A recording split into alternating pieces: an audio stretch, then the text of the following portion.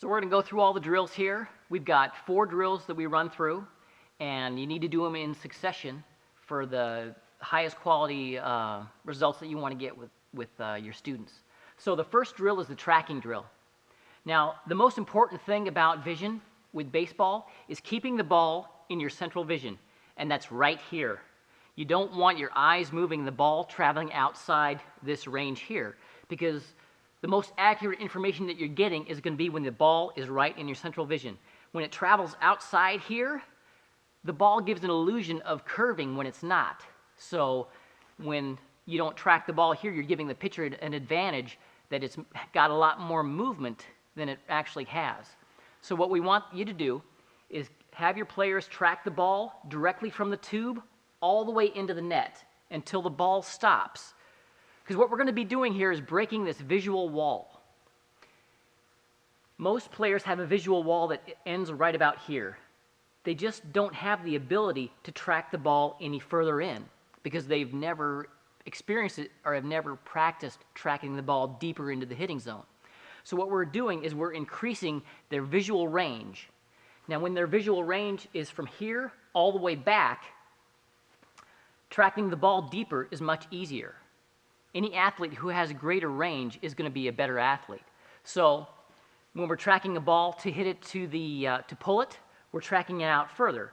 But when there's an outside pitch and we need to hit it to the opposite field, we need to track it maybe 8 inches a little bit further. And a lot of players, especially the kids, don't have the ability to track that just a little bit deeper. But when their range is greater, they have the ability to track it a little bit further in the zone. Now vision really starts with the legs because we want to keep the body and the head still and quiet. When you watch some major league games, you'll hear the commentators talking about, wow, that guy's got a really still head. And that's the ability to swing and keep your head still so you can track the ball accurately all the way in. If you've got a loose foundation in your feet and your legs and your head's moving all around, the ball appears to have more movement than it does. And what we're doing with this is we're developing their visual range and we're helping to develop their visual mechanics, keeping the ball in their central vision from the pitcher's hand, the tube, all the way into the hitting zone. So this first drill is the conditioning drill. We start the machine off at the slowest speed with all the holes open, and that is about 65, 70 miles an hour. And every 4th ball, we want you to turn it up a hole and slowly slide the sleeve over the holes. So every 4th ball, you slide it over a hole. Another 4th ball, you slide it over the hole until you're at the maximum speed. And you're also adjusting the height so the ball is right in the strike zone. And what we're doing is this conditioning round, we're teaching them to keep the ball in their central vision and to learn to find and pick up this number, the color of the number. There's going to be black and there's going to be red. And if they can, at the highest speed, at first they're not going to be seeing anything. But after a while, they'll start to see colors, they'll start to see shapes, and eventually they'll occasionally be able to see a number. So at the highest speed, you want to see about 40 balls. Altogether, it's maybe 60 or 70 balls for this whole round, but this is conditioning the eyes and the brain to pick things up quicker and see them longer at a higher speed, so that when they get into a game, the speed of the game is going to be much, much slower, and they're going to be able to attach their eyes to that ball and see it all the way into the hitting zone. So now we've got a player to demonstrate the tracking drill. And notice how his body is still, and all he's doing is taking his eyes right to the ball. But his body is nice, still, and quiet. Quiet head, quiet eyes.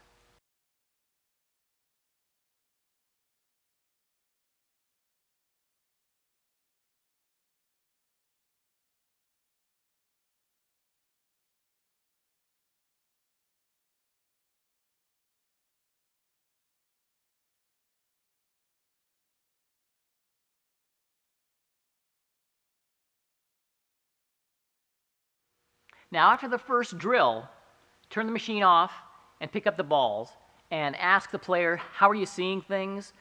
exactly what are you seeing, how are you feeling, and you're going to pretty much know how they're feeling just by the reaction to the ball coming in. At first, they're going to be really overwhelmed by it because it's so fast. A pitch at 100 miles an hour plus, they don't see that very often. But as time goes on, they're going to get very comfortable with that speed, and then when they get into the game, it's just going to slow things down. So we want to stop the machine and pick up the balls and let the eyes rest. So after we pick up the balls and get ready, we're going to do the second drill, which is the hard focus drill. So we're going to slow it down to their game speed. And we're going to do the same thing. It's developing those visual mechanics, seeing the ball all the way in. And when you slow the speed down, they're going to be able to see a whole lot more numbers and colors. But we're practicing the same thing all the time, keeping the ball in our central vision all the way through the zone into the net, breaking that wall, and increasing their visual range. We want to be steady. Our body needs to be still, and the head is on a swivel. We don't want to take our body to the ball. We want to learn to see the ball and take our hands to the ball. So we need to have a solid foundation, steady and strong body, and a quiet head where it's just moving back and forth and we're not getting any kind of a tilt or anything like this. We want to keep upright so we can keep the ball right in here at all times. So this round, do at their game speed. You want to do about 40 balls, and after each lesson, you can increase the speed. When they can see 6 numbers out of 15, that's when you want to start increasing the speed. Now he's going to demonstrate the hard focus round.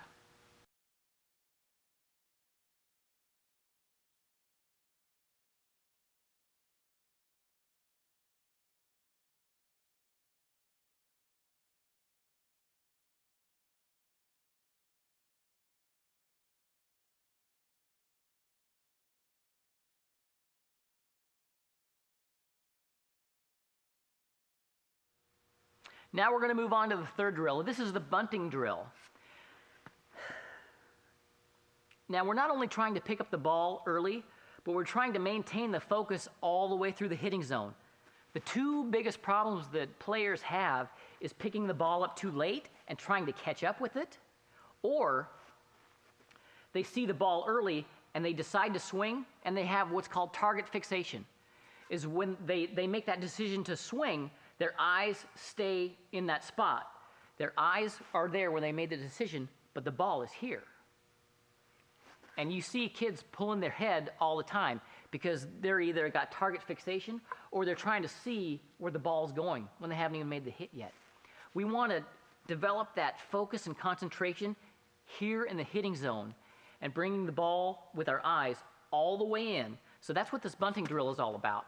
And it kind of helps them keep their weight back and learning to be patient and letting the ball come to them and travel. So what you want to do is you want to do it at their game speed again.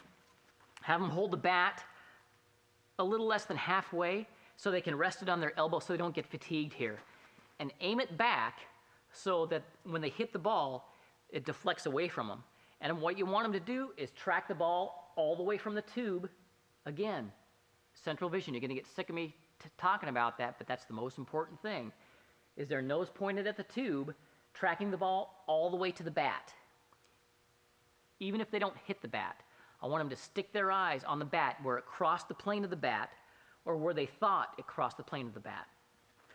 So when they track it to the bat, I want them to stick their eyes on the bat for a period of 1 second. We're exaggerating the hitting zone in this area right here to develop and enhance that concentration right in here. So they're focused on getting the bat on the ball rather than where the ball is going. So you want them to track it all the way in to the bat and then stick their eyes on the bat for 1 second. And what this will do is help them to keep their eyes open all the way and keep their eyes open as it hits the bat so they don't have that reaction to close their eyes. So, and if they have a hard time doing that, have them track a ball into the net and then bunt a ball. Track a ball and then bunt a ball. We're just developing the focus here. And I like to use the bats with all the labels on them.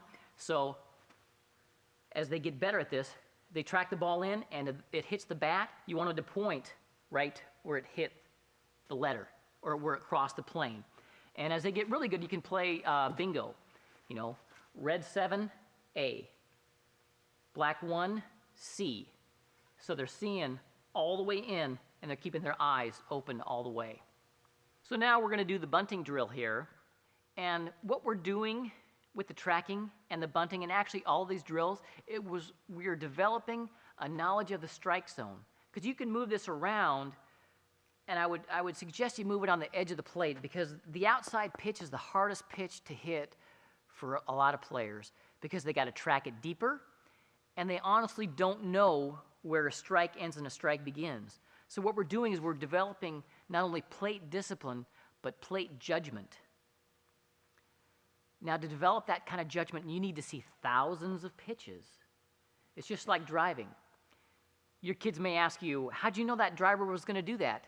Because you've done it 1,000 times and you have judgment and you have an idea of your environment. And what we want them to develop the ability is to develop the knowledge of their environment, which is the pitcher and the batter, and developing that plate judgment of where a strike is, what a ball is going to do, what it can do, what it can't do. And the more we do these type of drills, they're developing visual mechanics along with their hitting mechanics. So I want you to pay attention how he is taking the bat to the ball. He's not taking his body. When you have to take your body to the ball, it's not a good pitch to be swinging at. Standing in the batter's box, you want to be able to take your hands to the ball and reach the whole plate. When that instantaneous reaction to take your body to the ball, they need to be able to hold back. So just watch how he just takes the ball, hit the bat to the ball, regardless if it's a ball or a strike. He doesn't care because if it's a strike, his bat's going to hit it. So take the bat to the ball, strong on our body, quiet eyes and head, tracking all the way through and keeping our eyes open the entire time, even when it hits the bat. So here's the player doing this.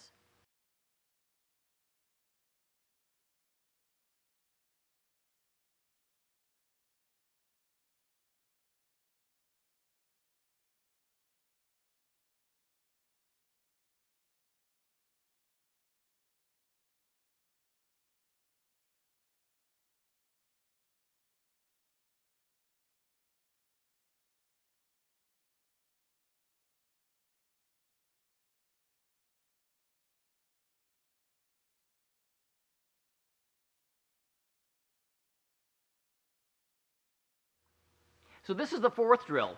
We're actually going to be hitting, but we're still incorporating all the things that we've learned in the first 3 drills. Now, again, the central vision concept has got to come into this, tracking it all the way out of the tube into the hitting zone. Now, it's hard for players to control their body to keep their head still and quiet and swing the bat. So this is something that's going to take a lot of time to develop. So we slow the machine down to their game speed or something a little bit slower even. And we're going to hit every other ball to start off with. Because remember, this is a vision drill. This is not a hitting drill. So we're going to track a ball, and then we're going to hit a ball. Track a ball, hit a ball. And the real goal of this drill is to track the ball to the point of contact or into the hitting zone. It's impossible to see the ball hit the bat. Out of 1,000 swings, you may see it once. What you want them to look for is a change of direction or some kind of a flash. So we got to start with the foundation. They need to be well balanced, strong in the legs, not doing a bunch of leg kicks and that kind of funky stuff.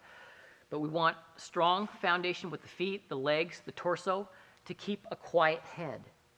We want to just minimize as much movement as we can in the head so they can track the ball all the way to the point of contact and into the hitting zone. Now, during this drill, we're also trying to identify colors and numbers still. And you want them to be able to call those out before they hit the ball or right when they're hitting the ball. And this takes a lot of practice because it's kind of like walking and chewing gum. Some people just can't do it. And what a lot of players have is they have seeing the ball and hitting the ball. And you can see that break when you're really focused on their eyes of where they're breaking with seeing and going into the hitting mode. We want to bring those two things together to where it's one continuous thing, where all they're doing, they're not focused on hitting, they're just taking their hands to where their eyes are. And if their eyes are on the ball, bam, they're going to make a lot more solid contact with the ball and the bat. So we have our track and hold drill with this, and that's tracking the ball in all the way to the hitting zone and holding our eyes right where the point of contact was.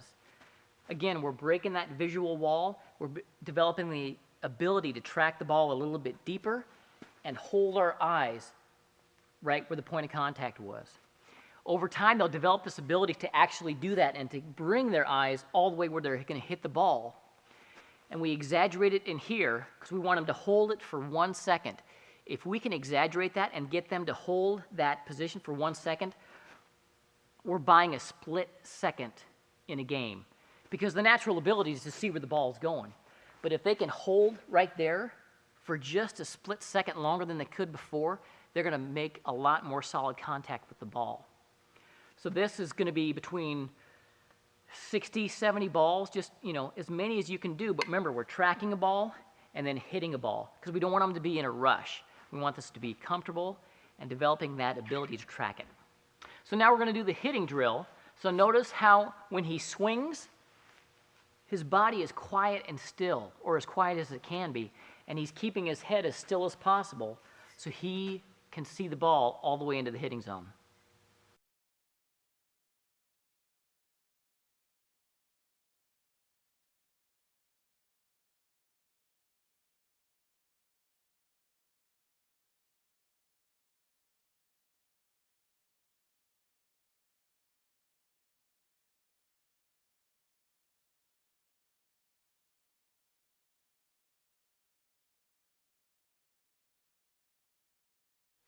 Now, if the players are having trouble kind of bringing seeing and hitting into one motion, because they've hit for so long and they've had so many lessons and so much practice of hitting the ball, they're just so focused on hitting the ball hard that they're really not focused on seeing the ball. When you get these kids to really see the ball, they're going to start making a lot more contact because they're focusing on the right thing. But if they're having trouble combining seeing and hitting the ball, here's a really good drill, is you get their back heels on the back of the batter's box and turn the machine on, and the machine is going to be shooting 5 to 6 feet away from them. And just tell them, we're not focused on hitting right now. All I want you to do is take your hands where your eyes are and focus on that ball and see that number coming through the hitting zone. So as the ball comes through, they're just bringing their hands to where their eyes are. Ball's coming in, just bringing their head right where the ball is. And have them take a half a step after every couple of swings, and they're just bringing it here. Half a step further, and they're just bringing it to where their eyes are. And as you get closer, they'll start making contact with the ball. We're just trying to create a smooth motion with their head and their body and their swing to where their body is steady, and they're just taking their hands where their eyes are. They do need to hit hard, but they got to learn to see the ball first and learn how to be strong and keep their head and their eyes nice and quiet and confident.